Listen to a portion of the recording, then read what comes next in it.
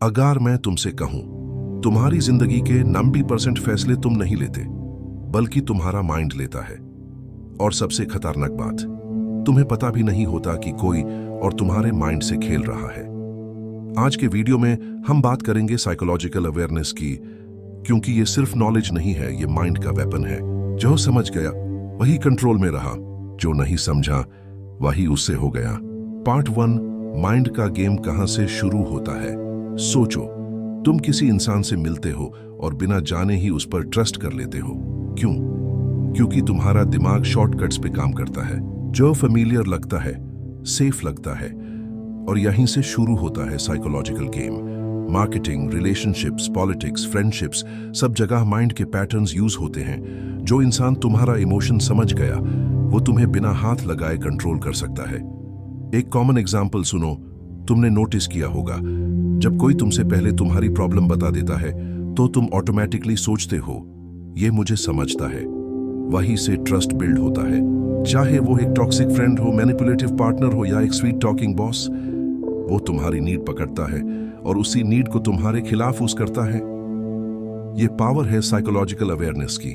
सबसे डेंजरस बात यह नहीं है कि लोग मैनिपुलेट करते हैं, सबसे डेंजरस बात यह है कि हम खुद मैनिपुलेट होना चाहते हैं।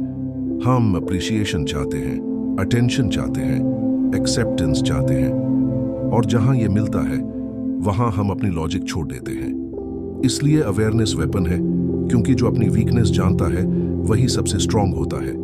जब कोई कहता है मैं तुम्हारे बिना कुछ नहीं हूं, ये प्यार भी हो सकता है या इमोशनल ट्रैप भी।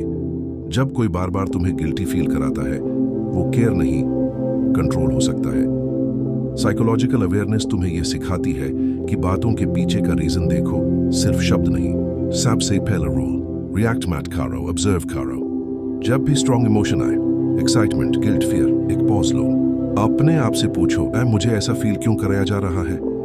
जो इंसान तुम्हें टाइम नहीं देता सोचने का, वही अक्सर तुम्हारा टाइम कंट्रोल करता है। साइकोलॉजिकल अवेयरनेस का मतलब यह नहीं कि तुम कोल्ड बन जाओ, इसका मतलब है क्लियर बन जाओ। जब तुम क्लियर होते हो, तुम्हारा माइंड तुम्हारा वेपन बनता है और तुम किसी और का वेपन नहीं बनते।